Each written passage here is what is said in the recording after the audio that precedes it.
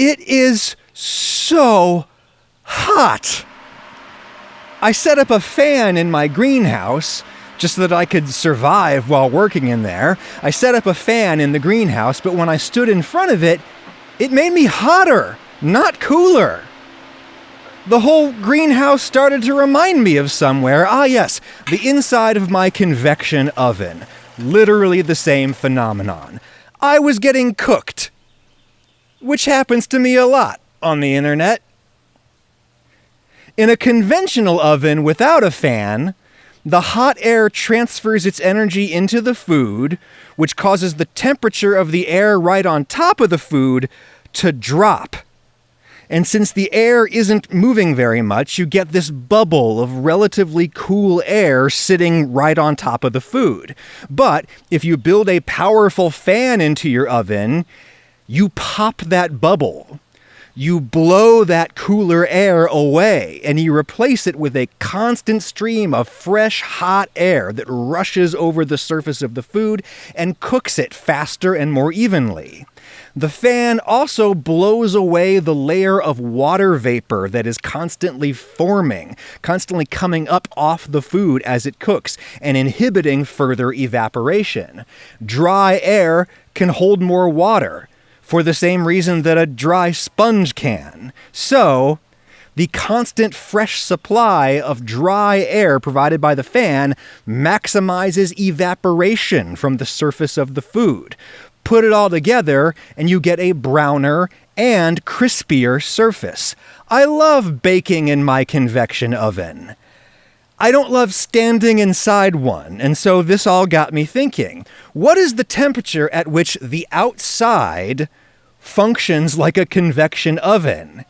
How hot does it have to get before the wind starts heating you up instead of cooling you down like it normally does? There is an answer, and we're going to get there together. Finding that answer can help us learn a whole lot about basic heat transfer, physics knowledge that is useful both in the kitchen and in life, especially in life on a warming planet. But it's still going to be kind of complicated, and it's going to take some time to explain. So settle in and let me cool myself down with a delicious iced coffee from Cometeer, sponsor of this video. This box has coffee from 16 different countries, different roasters, different roast levels. It's like a tasting kit. You can go one by one and learn what you like. Roasts from Onyx, Frozen Gold, Intelligentsia, all brewed to perfection and flash frozen by Cometeer. Cometeer has invented a truly novel brewing process that allows them to get a highly concentrated little shot of coffee inside a little aluminum cup. It arrives frozen on dry ice right at your house, preserving all of those delicate aromas. Just pop it into a cup and pour on boiling water to make normal hot coffee, or you can make any coffee drink. You could make iced coffee or an iced latte, or just drink it like a shot of espresso. All you gotta do is melt it, and the little capsules are fully recyclable. I do like it hot, but man, you gotta love an iced coffee drink on a hot day. It's so much fun. In the morning now, I just wake up and I look in the freezer and decide what I want to have from where in the world today. Grab your World Mug experience before it's gone at cometeer.com/AdamRagusea20. That link is also in the description, and you'll get $20 off your first order. Thank you, Cometeer.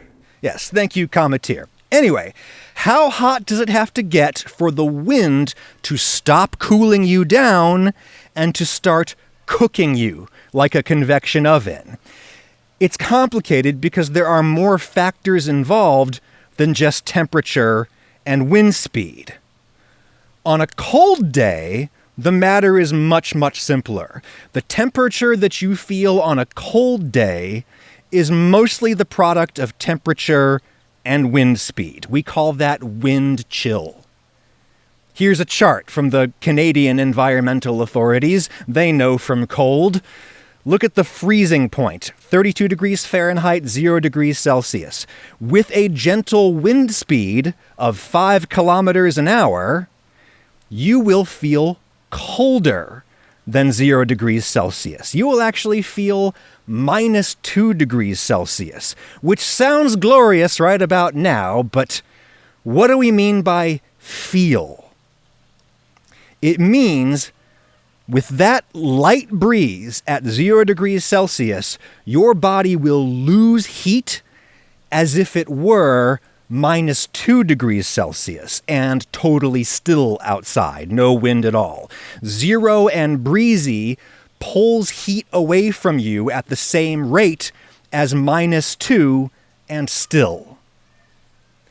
Cold wind works just like the convection oven, except in reverse.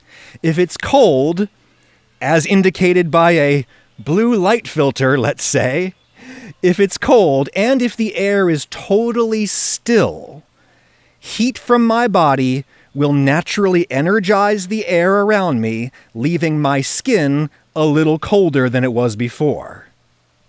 But because I've just warmed up the air that's right around me, I'm now surrounded by a bubble of relatively warm air, with no breeze to pop that bubble. This slows down my rate of heat loss. But if there's a breeze, it's going to blow that bubble of warmer air away from my skin and replace it with fresh cold air for my body to heat up, for my body heat to transfer into. And so I'm going to lose my body heat a little faster if there's a breeze. That is the wind chill factor, and it is very simple to calculate. Is there an equivalent wind heat factor? A mirror image of wind chill? No, not quite. Because when it's hot, you also have to consider humidity and your own sweat. Cold air cannot hold much water vapor inside it, and so when they calculate the wind chill, they don't even have to bother factoring in humidity. It just won't ever be humid enough to make a noticeable difference when it's really cold outside. But as the temperature rises, the air can hold a lot more water vapor inside it. And so humidity becomes a big factor in heat transfer for two big reasons. First, water is a much more effective conductor of heat than air is. That's why you can cook veggies so fast with steam. Wet air conducts heat way faster than dry air. The other thing humidity does is that it inhibits your body's natural cooling system, which is your sweat. If you hold physically still in still, dry air, you start sweating when it hits about 86 degrees Fahrenheit, 30 degrees Celsius. That may seem odd when you consider that your core body temperature is actually warmer than that. Like, why would you need to transfer heat out of your body when it's cooler outside of your body than it is inside your body? Well, because your body is a power plant. And even if you're holding absolutely still, your metabolism is still generating heat that would overheat you if you didn't lose at least some of that heat to the environment all the time. And so that's why you start sweating a little below your core temperature. And if you're moving around and running and jumping, your metabolism starts generating way more heat, and you need to get rid of that heat even more urgently. So you start sweating at way lower temperatures, even winter temperatures you can sweat at if you're exercising. How does sweating cool you down? Through evaporative cooling. Your sweat glands pump water from inside your body out onto your skin's surface, for the purpose of making your skin wet. Making your skin wet is what cools you down. Any other source of water, like a garden hose, would work just as well, but when your proto-human ancestors first ventured out of the shady jungles and into the parched East African grasslands, probably in search of big game to eat, they did not have garden hoses, and so they evolved a system of sweat glands to pump their own stored body water out onto their skin to make their skin wet. Other primates, the ones that stayed in the shady forests, they mostly just sweat from their hands and from their feet to get a better grip for climbing. You know, a lot of water is slippery, but a little bit of water is grippy, right? Our more closely related primate cousins, like baboons and chimpanzees, they evolved sweat glands elsewhere for various purposes, but it was the humans who took it to the extreme. As we ventured further and further out into the sunny Serengeti in search of gazelles to hunt, or more likely to scavenge, at least at first, as we ventured further out into the hot grasslands, we needed to cool ourselves down in order to not overheat and die. So we evolved sweat glands all over our body, and we got rid of most of our body hair. Because when you're covered in thick fur, your sweat collects against your body in the fur.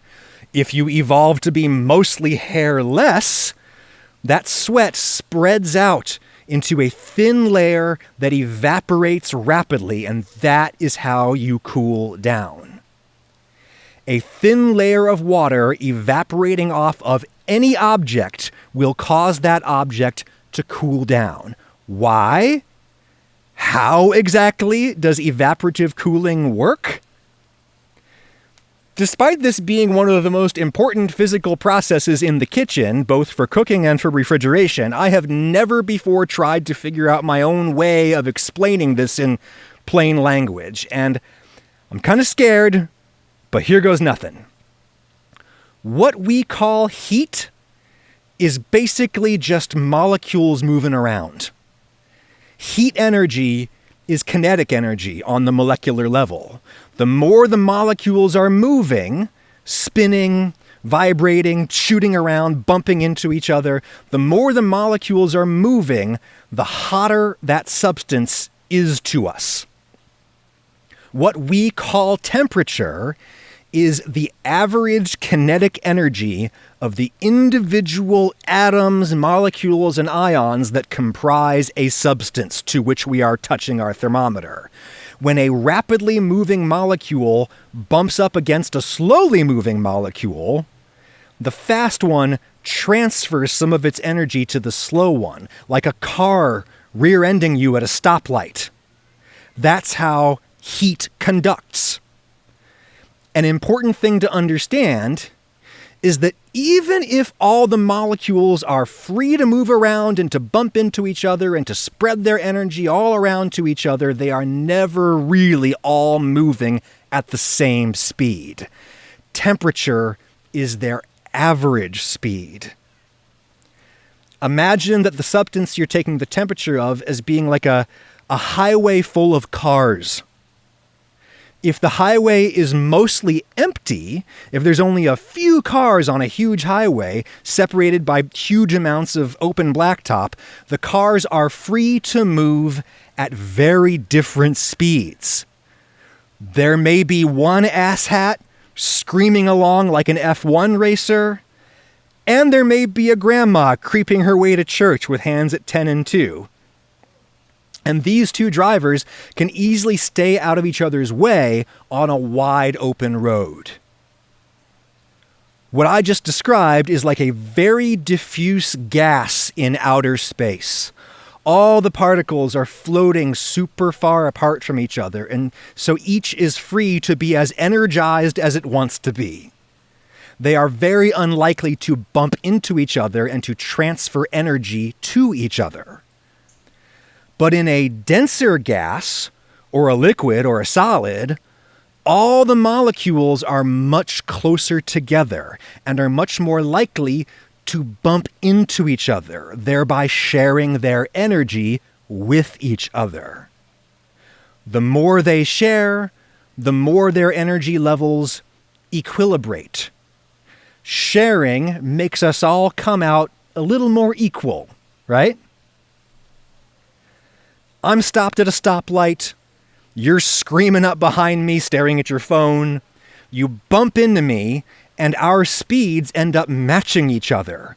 You bump me, and we both move forward. Much faster than I was moving, but much slower than you were moving. By bumping into each other, we share our energy, and our speeds become equal.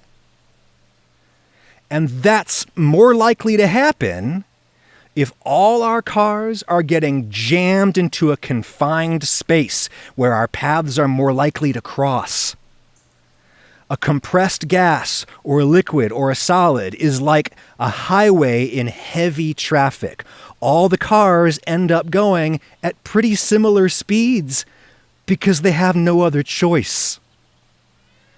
Heat is the average speed of the cars on that densely packed stretch of highway. To understand evaporative cooling, it is important to understand that even in that heavy traffic, there is still some variation in the speeds of the individual cars. There's me, super cautious dad driver, slowing down a little bit to create more space between me and the car in front of me so that I'm less likely to get into a pileup. And then there's the younger, stupider guy behind me who gets frustrated with my speed, so he hits the gas to pass me on the right and then to swoop around right in front of me, thus making a pileup more likely again. Great. In heavy traffic, we're all moving at similar speeds, like pretty close to the average, but there is still individual variation. This is also true of the individual molecules that comprise a substance. When you sweat, a thin layer of water comes out onto your skin. That water is initially the same basic temperature as your whole body, like 98 Fahrenheit, 37 C, or thereabouts, because that water came from inside your body. Your body is dense, like a highway at rush hour, and so every substance in your body is pretty close, usually, to your overall average body temperature. Your sweat, when it first comes out, is going to be about as hot as the rest of the inside of your body. Or if you spray yourself with a garden hose, that water may initially be much cooler than your body's temperature, or perhaps much warmer if you left the hose out in the sun. In either case, that thin film of water will very rapidly become the same basic temperature of your skin, because the two substances are so close together, like cars in traffic.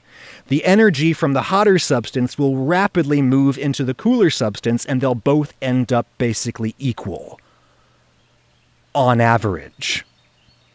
But on the individual molecular level, there is still a lot of variation. Quite a lot more than there is on a busy highway. This is where my comparison here breaks down a little. Some molecules in that water film on your skin are going to be much more energized than others. And when water is spread out into a very thin film, it is much easier for the more energized molecules in that water to break away and go flying off out into the air. That, friends, is evaporation. It's like when that jerk who passed me on the right finally gets to the head of the traffic jam. He sees nothing but open highway in front of him finally. He is free to take off as fast as he wants, and he leaves all the other cars far behind him. When the fastest moving car leaves our group of cars, what does that do to our average speed? What happens when you throw out the upper outlier in your data set? The average decreases. And the heat of a substance is the average speed at which its constituent molecules are moving. So, when the most energized molecules on your skin are free to go flying off into the air, the water that's left behind is cooler than it was before. Eventually, that film gets cooler than the skin that it's sitting on top of, which means that heat from the skin is going to flow into the water. Then the most energized water molecules now in the water escape, they evaporate, which lowers the temperature of the water again. And so even more heat from your skin passes into the water, and so on, and so on, and so on. That is how sweating transfers heat from inside your body out into the air. Refrigerators and air conditioners exploit the same basic physical principle, which I'm pretty sure I just explained basically correctly. But if any physicists would like to correct or amend the record in the comments, I'm sure they will, and I thank them for that. Wind moving air in the atmosphere, wind generally cools you down for two reasons. First, if the air is cooler than your body temperature, which it usually is, if the air is cooler than your body temperature, then heat from your body is going to flow into the air, even if your skin is bone dry. The more energized molecules in your skin will rub up against the less energized molecules in the air, and heat will transfer from your super hot body to the less hot air. If the air is still, no breeze at all, if the air is still, you will end up developing a bubble of warm air around you as your body heats the air that is in your immediate vicinity, just like the bubble of cooler air surrounding the food that's cooking in an old-school conventional oven without a fan. Wind pops the bubble, just like the fan does in the convection oven. Even a tiny, pathetic breeze will send new, cooler air rushing over your skin, essentially offering more storage space for your body heat to flow into. Plus, wind momentarily increases the air pressure, the density of the air molecules that are around you. The wind pushes air molecules up against you, where they bunch up against you. You now have more air molecules sitting on top of the same patch of skin. Even more storage space for your body heat to flow into. That is the first way in which a breeze cools you down in normal, reasonably comfortable weather. The other way that wind cools you down is by speeding up the evaporation of the water on your skin. When water evaporates off your skin, it generally remains in the neighborhood, in the air right around your skin. You have just made the air right around you wetter, more humid. Evaporation happens slower in wet air, for the same basic reason that it takes longer to clean up a spill with a wet towel than it would with a dry towel. The towel can only hold so much water before it just comes dripping out again. Same thing is true of air. Air can only hold so much water vapor before the water comes dripping out. We call that rain. If there's wind, dry air comes rushing in to replace the wet air that is accumulating around your body as your sweat evaporates. This new dry air can accept more of your water, and when your water leaves you, it takes your heat with it. Wind enhances evaporative cooling, which is why a breeze can feel cooling even if the temperature of the air exceeds your body temperature. Right now, in my backyard in Knoxville, Tennessee, with the sun setting right behind me and turning me into a silhouette, right now the temperature is pushing 100 degrees Fahrenheit, 38 Celsius, which is hotter than my internal body temperature, unless I have a fever, which I do not at present. Without wind or water, air that's this hot should actually transfer heat into me, not away from me. But thanks to my sweat, thanks to the incredible physical power of evaporative cooling, a light breeze could actually cool me down, even though it's hotter outside than it is inside my body, because the breeze is taking my most energized molecules and getting rid of them, leaving the less energized molecules behind, thus lowering the average speed of all of my molecules, aka my body temperature. But there is a limit here, right? There is an air temperature at which the wind would stop cooling me and it would start cooking me, as if I were inside a convection oven. That is what I experienced in the greenhouse the other day. Solar radiation came into the greenhouse and got trapped in there, raising the air temperature to the point where the fan in there made me feel hotter, not cooler. What is that point? What is the temperature at which wind cooks instead of cooling you? There is no one temperature because it depends on the humidity. It depends on how much water that air was holding before it even encountered my sweat. If the air is already mostly full of water, like 60% humidity like we've had here the last few days, that leaves less room for my sweat to evaporate away, thus taking my body heat with it when it evaporates away. Evaporation slows down when the humidity goes up, and your body's cooling system gets less and less effective. This relationship between heat and humidity is known as the heat index. Here's a heat index chart from the U.S. National Weather Service. 100 degrees Fahrenheit, like we have in Knoxville right about now, at like 50% humidity, which is, I think, what we have in Knoxville right now. 100 degrees Fahrenheit at 50% humidity is functionally the same as 124 degrees Fahrenheit without the humidity. I was listening to a podcast the other day with a British host. She was talking about how the temperature in London in this heat wave they're having was the same as the temperature in Phoenix, Arizona. And she was like, how horrible is that?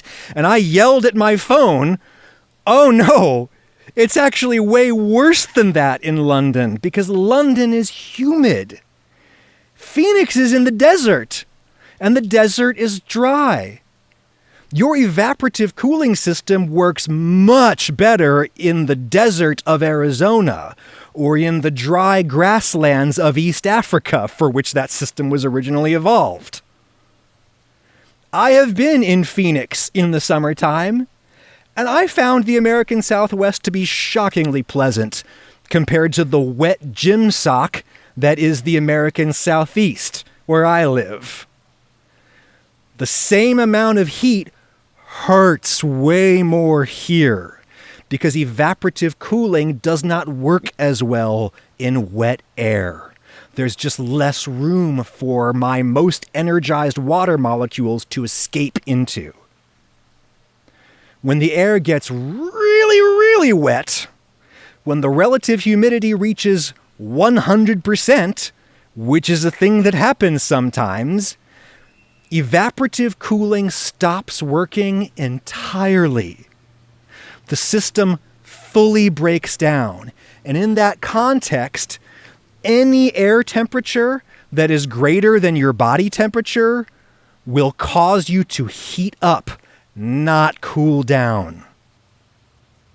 And wind will make the problem even worse by providing more hot molecules to bump up against your skin. So at 100% humidity, wind will cook you like a convection oven at any temperature that is hotter than your body, which is typically going to be like 98 Fahrenheit, 37 Celsius. No amount of hydration will save you in that situation. The water that you sweat out will just drip off of your skin uselessly. It won't evaporate. And it must evaporate to take your excess body heat and to take it away somewhere else. Unless the water that you're drinking is super cold, staying hydrated cannot lower your body temperature at 100% humidity.